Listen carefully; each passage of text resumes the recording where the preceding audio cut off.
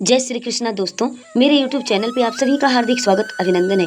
दोस्तों मित्रों, क्या आपने कभी सोचा है कि पूजा के बीच जब कोई अनोखा संकेत प्रकट होता है, जैसे दीपक का बुझ जाना या अचानक उबासी आने लगना, तो इसके पीछे क्या रहस्य छिपा हो सकता है?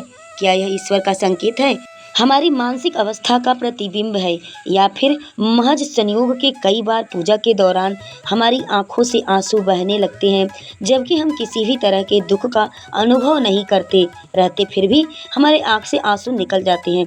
क्या यह दैवी कृपा का प्रमाण है, या आस्था की गहराई से जन्मी कोई भावुकता? दूसरी ओर उबासी आना क्यों माना जाता है अशुभ? क्या यह शरीर की थकान है, या पूजा में मन की एकाग्रता का अभाव दर्शाता है? ऐसे सवाल हमारे मन में बार बार उठते हैं, और हर प्रश्न के गर्भ में अनेक परतें छिपी हुई होती हैं। आइए इन्हीं रहस्यों में डूबकर समझने का प्रयास करते हैं कि पूजा के दौरान दिखाई देने वाले शुभ और अशुभ संकेतों का मूल्य क्या है, और इनका हमारे जीवन पर, मन पर क्या प्रभाव पड़ता है।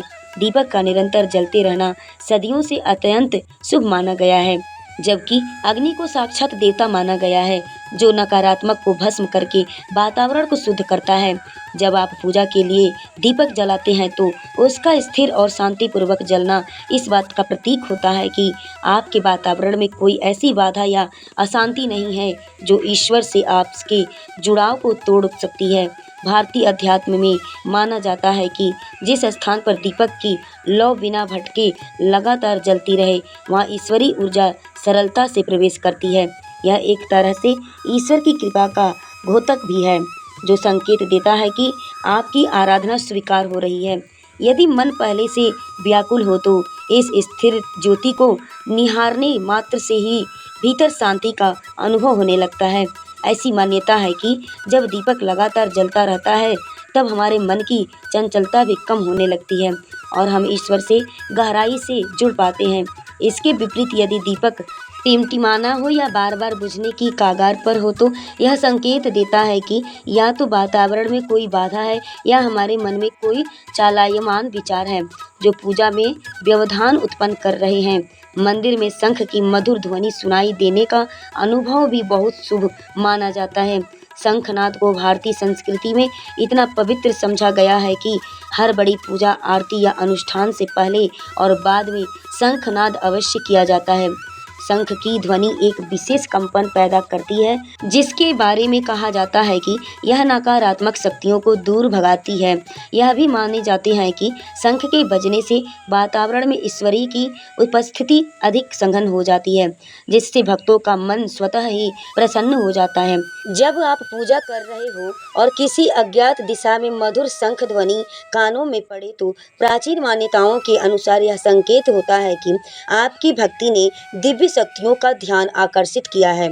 इससे मन में एक नई उमंग और उल्लास भर जाता है, जिससे पूजा और भी गहराई से होने लगती है। यह ध्वनि हमारे मस्तिष्क और हृदय को एक खास लय में बांध देती है, जिसके कारण मानसिक एकाग्रता और शांत भाव का उदय होता है। अगरबत्ती या धूप की सुगंध फैलना पूजा के दौरान सकारात्मक ऊर्जा के प्रवाह का प्रतीक माना जाता है। जब हम कोई सुगंधित धूप, अगरबत्ती या कपूर जलाते हैं, तो उससे निकलने वाली खुशबू वातावरण को पवित्र और शांत बनाती है। भारतीय परंपरा के अनुसार देवताओं को सुगंध बहुत प्रिय है, क्योंकि वह मन और चेतना को सात्विकता प्रदान करती है। यदि आप देखेंगे तो पाएंगे कि जब यह सुगंधित धुआं फैलता है, तब मन भी हमारे धीरे धीरे शांत होने लगते हैं और भक्ति का भाव बढ़ जाता है। हालांकि यह भी संभव है कि धूप या अगरबत्ती की तेज खुशबू से कुछ लोगों को छींक या असहजता हो सकती है, परंतु कुल मिलाकर यह संकेत देती है कि आप पूजा के लिए मानसिक रूप से तैयार हो रहे हैं। कई भक्तों का मन है कि यदि पूजा के बीच अचानक बहुत मधुर व अनुपम सुगंध का अनुभव होने लगती है, जो साधारण और तौर पर इस्तेमाल की जा रही धूप से भी अलग हो सकती है, तो यह एक दैवी शक्ति की उपस्थिति का संकेत हो सकता है। इसे एक गहरा आध्यात्मिक अनुभव माना जाता है, जो आपकी आराधना में शक्ति और विश्वास का संचार करता है। फूलों का स्वतः मूर्ति पर गिरना भी शुभ माना जाता है। फूलों को सौंदर्य, पवित्रता और कोमलता का प्रतीक समझा जाता है। अतः भारतीय पूजा पद्धति में उनका विशेष स्थान है। जब कोई फूल जिसे आपने भगवान की प्रतिमा के समीप सजाया हो अचानक स्वतः ही गिर जाए और मूर्ति के चरणों या किनारे आकर टिक जाए तो बहुत से लोग इसे भगवान द्वारा स्वीकार किया जाना कहते हैं। यह भावना है कि ईश्वर ने आपकी अर्पित भेंट को ग्रहण कर लिया है। हालांकि कभी कभी यह फूल की स्थिति या गुरुत्वाकर्षण के कारण भी हो सकता है, लेकिन श्रद्धालुओं के लिए यह एक सुखद रोमांच और गहरी आस्था का क्षण बन जाता है। वे इस घटना को एक संकेत मानते हैं कि उनकी भक्ति ईश्वर को प्रिय लगी है और उन्हें किसी खास रूप में भगवान ने स्वीकार किया है, उनको आशीर्वाद प्राप्त किया है। और इस घटना से मन में एक अलौकिक सुख और समर्पण का भाव जागृत होता है, जिससे पूजा की एकाग्रता और अधिक बढ़ जाती है। मन में अचानक शांति और अप्रसन्नता का अनुभव पूजा का सबसे सरल परंतु सबसे महत्वपूर्ण संकेत है। कई बार हमने देखा होगा कि जब हम भक्ति के चरम पर होते हैं तो मन का शोर स्वतः ही बंद होने लगता है और एक आंतरिक शांति का अनुभव होता है। यह शांति बाहर से आने वाली नहीं होती है, बल्कि भीतर से प्रस्फुटित होती है। इसी शांति की तलाश में लोग ध्यान, जप और अनेक साधनाएं करते हैं। यदि पूजा के बीच ही यह शांत भाव जागृत हो जाए तो इसे अत्यंत शुभ माना जाता है, क्योंकि भक्ति का मूल उद्देश्य ही मन को निर्मल कर आत्मसात करना होता है। इसी अवस्था में व्यक्ति को कभी कभी यह महसूस हो सकता है कि उसे शारीरिक और मानसिक स्तर पर हल्कापन और प्रसन्नता का बोध हो रहा है। ऐसा समझा जाता है कि यह सदैव ही कृपा का प्रमाण है, जो हमारे भीतर छिपे हुए दिव्य तत्व को जगा रही है। इस क्षण में व्यक्ति भूल जाता है कि बाहरी दुनिया में क्या चल रहा है और उसे सिर्फ और सिर्फ भगवान की उपस्थिति का एहसास होता है। भारतीय दर्शन में इसी दशा को अंतर्यामी भी कहा जाता है, जहाँ मनुष्य अपनी चेतना को बाहरी बाधाओं से ऊपर उठा लेता है। पूजा के समय दीपक या अगरबत्ती का अचानक बुझ जाना अक्सर अशुभ माना जाता है। जब दीपक बुझता है तो कुछ लोग इसे नकारात्मक ऊर्जा के प्रवेश के रूप में देखते हैं, जबकि कुछ लोग इसे संयोग या हवाओं के झोंके से हुई सामान्य घटनाएं मानते हैं। फिर भी परंपरागत मान्यताओं के अनुसार यदि पूजा के केंद्र में रखा दीपक बार बार अनायास ही बुझने लगे तो समझा जाता है कि कोई बाधा पूजा में विघ्न डाल रही है। ऐसे में मन में चिंता उत्पन्न हो सकती है कि कहीं यह भविष्य के किसी संकट का संकेत तो नहीं दे रही है। इससे बचने के लिए सामान्यतः लोग सावधानी बरतते हैं कि दीपक के लिए पर्याप्त तेल या घी हो, बाती सही तरह से बंधी हो और वायु का बहाव कम हो। यदि फिर भी यह घटना होती रहे तो लोग ईश्वर का ध्यान करके प्रार्थना करते हैं कि हमें विघ्नों से बचाएं और हमारी भक्ति अखंड बनाएं रखें। पूजा के दौरान बार बार छींक आना भी कुछ परंपराओं में अशुभ संकेत माना जाता है। खासकर यदि छींक पूजा आरंभ करते समय आ जाए तो यह समझा जाता है कि पूजा को थोड़ा रोक कर जलपान कर या मुंह को धो करके उसके बाद से पुनः से फिर से पूजा को प्रारंभ किया जाए, शुरू करें। यह धारणा इस विचार से उपजी है कि छींक आने से मन की एकाग्रता भंग हो जाती है और हमारा श्वास वायु का संतुलन बिगड़ सकता है। इसके समाधान स्वरूप अक्सर सलाह दी जाती है कि कुछ सेकंड पूजा में रुक करके मन को संयत करके फिर से पूजा में लीन होना चाहिए। प्रसाद या जल का जाना भी कई लोगों के लिए एक चिंताजनक संकेत हो जाता है। प्रसाद सीधे भगवान को अर्पित किया जाता है, अतः उसका सम्मान किया जाना आवश्यक समझा जाता है। यदि पूजा के दौरान प्रसाद झलक जाए या गिर जाए, किसी कारणवश भूमि पर गिर जाए, तो कुछ लोग इसे किसी आने वाले विघ्न का सूचक मानते हैं। भारतीय ग्रंथों में यज्ञ या अर्ध यज्ञ प्रदान करते समय बार बार अर्घ का बिखर जाना यानी अशुभ बताया गया है। हालांकि एक व्यवहारिक नज़र जरिए से देखें तो यह कभी कभी सावधानी बरतने के लापरवाही से भी हो सकती है, यानी असावधानी में जल्दबाजी या हाथ से फिसल जाने के कारण भी हो सकता है। ऐसे में डरने की बजाय हमें सजग होकर पूजा सारी सामग्री को रखनी चाहिए और ईश्वर से प्रार्थना करनी चाहिए कि वे किसी भी प्रकार की अशुद्धि या गलती के लिए हमें क्षमा करें। यह दृष्टिकोण व्यक्ति को नकारात्मक सोच में फंसने से बचाता है और उसे पुनः सकारात्मक की ओर ले जाता है। और माला का टूट जाना, विशेषकर अगर वह माला जप करने वाला माला हो तो इसे भी सामान्यतः अशुभ संकेत माना जाता है। माला सिर्फ गिनती या जप के लिए नहीं बल्कि हमारी भक्ति का एक माध्यम होती है। माला की डोर टूट जाते ही कई बार यह दर्शाता है कि कुछ ऐसा घटित होने वाला है जो हमारी साधना में अवरोध पैदा कर सकता है। कुछ लोग इसे भाग्य का संकेत भी मानते हैं कि किसी परिवर्तन का समय हमारे बिल्कुल करीब है।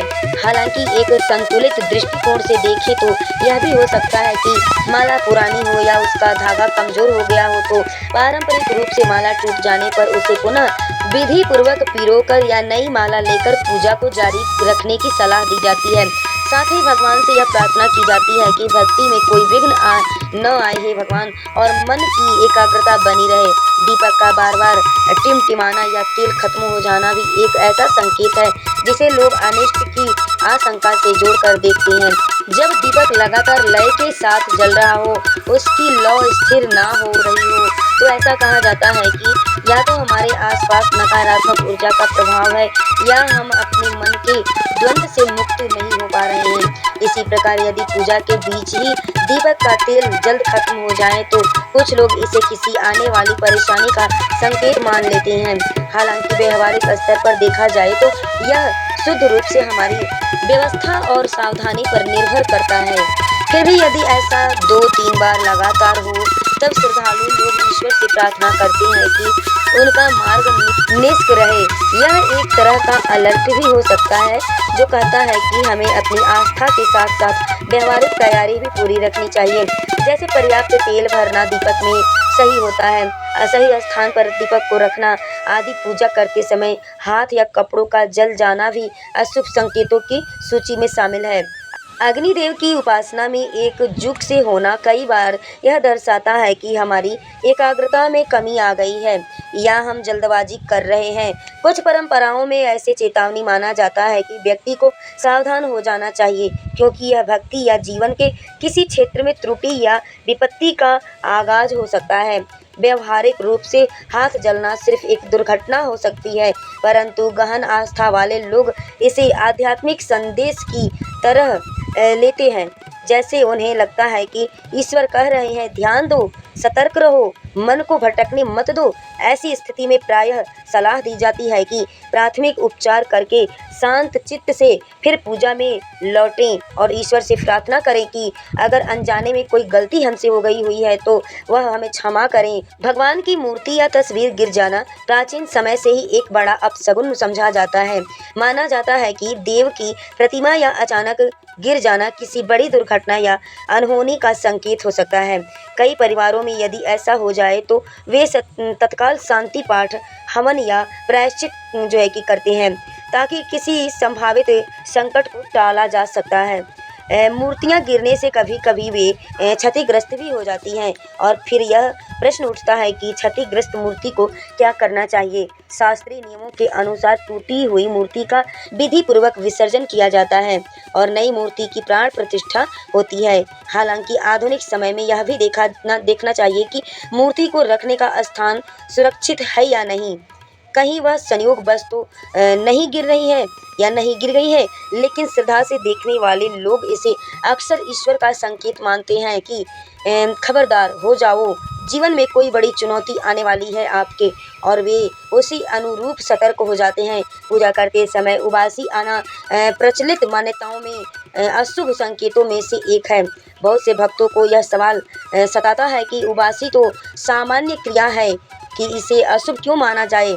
दरअसल पूजा में हमें अपने मन, तन और वाणी को एक दिशा देना चाहिए ताकि ईश्वर के साथ एकाकार होकर के उसे उबासी आना इस बात का संकेत माना गया है कि हमारा मन और शरीर उतने सजग या तत्पर नहीं है जितने होने चाहिए। यह भी हो सकता है कि आप थके हुए हो या आपको पर्याप्त नींद ना मिली हो जिससे शरीर अनायास उबासी ले रहा हो। लेकिन यदि भक्ति पथ की मान्यताओं को देखें तो उबासी को भक्ति में विघ्न के रूप में देखा जाता है। ऐसा कहा जाता है कि इससे संकेत मिलता है कि पूजा में जो ऊर्जा संचार होना चाहिए वह नहीं हो पा रहा है। कुछ लोग यह भी मानते हैं कि उबासी के समय शरीर की प्राण ऊर्जा असंतुलित हो रही है, जिससे पूजा का पूर्ण फल प्राप्त नहीं होगा। इसका व्यवहारिक समाधान यह है कि पूजा शुरू करने से पहले थोड़ी देर आराम करें, ठंडे पानी से स्नान करें और मन को शांत करके एकाग्र हो जाएं।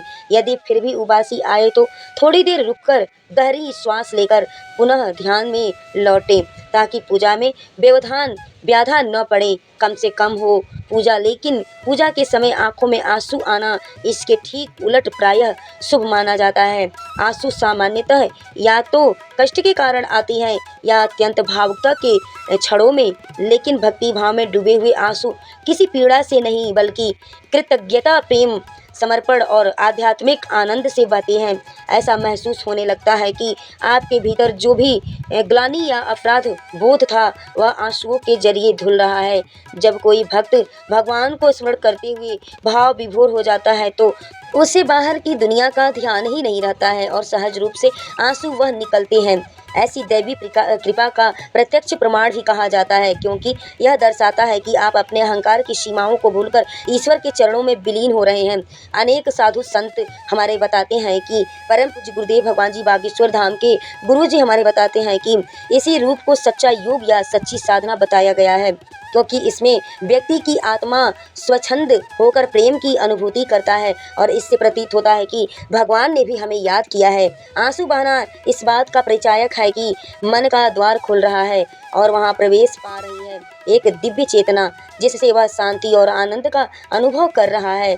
इन सभी शुभ अशुभ संकेतों पर विचार करने के बाद यह समझ में आता है कि पूजा केवल एक बाहरी कर्मकांड भर नहीं है, यह एक आंतरिक यात्रा है जिसमें हमारा मन, भावना, शरीर और परिवेश सब मिलकर एक खास ऊर्जा का निर्माण करते हैं। शुभ संकेत वहाँ प्रकट होते हैं जहाँ यह ऊर्जा बाधित रहती होती है, जबकि अशुभ संकेत अक्सर तब देखे जाते हैं जब हमारी आस्था या ध्यान में कहीं ना कहीं एकाग्रता की कमी हो, आसपास का वातावरण असंतुलित हो या हमारा मन चिंताओं से भरा हो। कुछ घटनाओं में संयोग भी बड़ा कारक हो सकता है, लेकिन श्रद्धालु इसे महज संयोग नहीं मानते हैं बल्कि ईश्वर की तरफ से आने वाले संदेश मानते हैं, संदेश की तरह देखते हैं। यह संदेश उन्हें सावधान भी करता है और प्रेरणा भी देता है।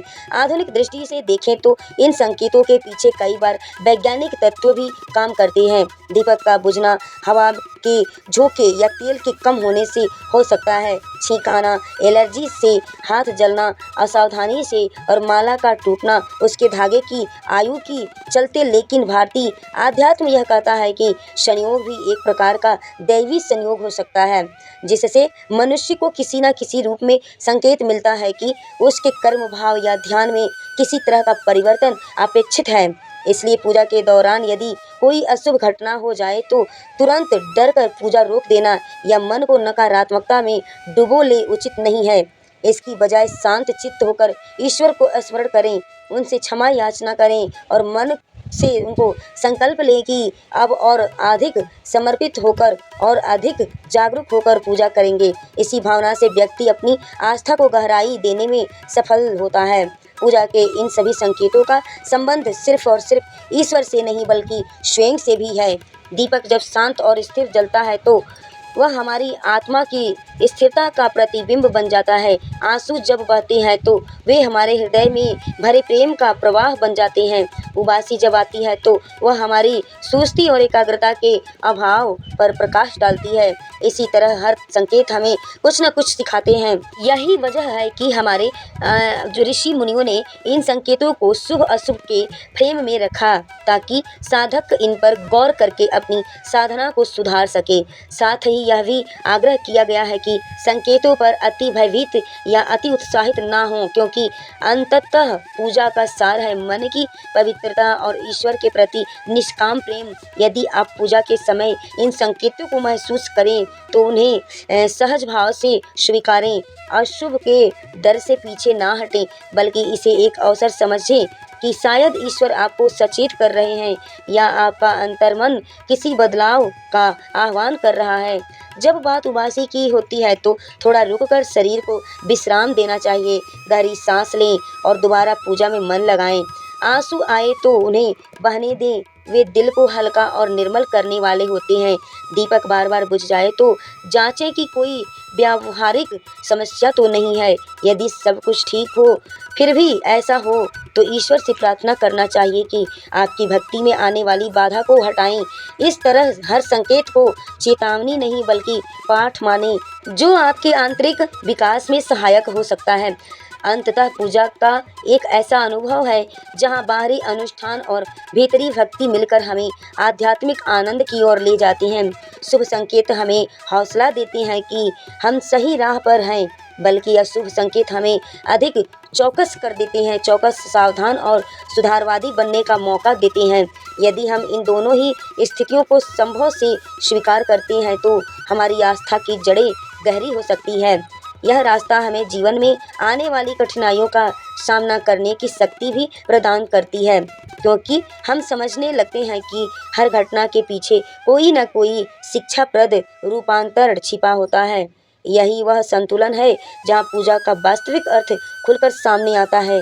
पूजा का उद्देश्य केवल देव मूर्ति के सामने कुछ विधियां पूरी करना नहीं है, बल्कि अपने हृदय को उस पर सत्ता के प्रति समर्पित करना होता है। जब हम सच्चे मन से परमात्मा को याद करते हैं तो शुभ संकेत हमें उत्साह से भरते हैं और शुभ संकेत हमारे भीतर छिपी कमजोरियों को इंगित करते हैं, हमें बेहतर बनाते हैं। इस तरह हर घटना एक संदेश बन जाती है जो अंततः हमें एक ही सत्य की ओर ले जाती है। ईश्वर हमारे भीतर विद्यमान है और पूजा मात्र एक माध्यम है उस भीतर के ईश्वर को जागृत करने का। एक रहस्य से परिपूर्ण संसार में जहाँ हर संकेत के पीछे कोई अर्थ छिपा होता है, हमारी सबसे बड़ी साधना है आस्था, प्रेम और विवेक का समन्वय।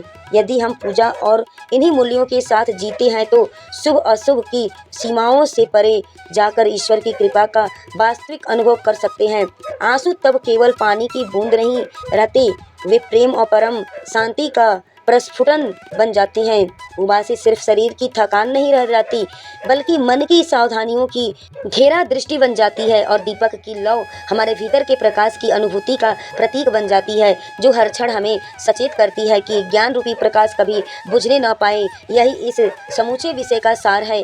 शुभ संकेत हो या अशुभ, दोनों हमारे आत्मिक विकास के लिए समान रूप से आवश्यक हो सकते हैं, यदि हम उन्हें समझने और स्वीकार करने का साहस रखते हैं। तो दोस्तों, आप सबसे मैं उम्मीद करती हूँ कि अगर यह वीडियो आपको जानकारी हमारी पसंद आई हो, अच्छी लगी हो, तो प्लीज़ आप अपना चैनल किरण वास्तु टिप्स चैनल को सब्सक्राइब कर लीजिए। वीडियो को लाइक करें, शेयर करें, कमेंट्स बॉक्स में जय श्री कृष्ण, जय श्री हरि विष्णु आप अवश्य ही लिखें। ऐसे ही वीडियो पाने के लिए बेल नोटिफिकेशन को ऑन कर लें ताकि आने वाली हर प्रकार की हमारी ज्ञानवर्धक वीडियो आप तक बिल्कुल आसानी से जा सके। वीडियो में लास्ट तक बने रहने के लिए आप सभी को मेरे तरफ से दिल से बहुत बहुत धन्यवाद।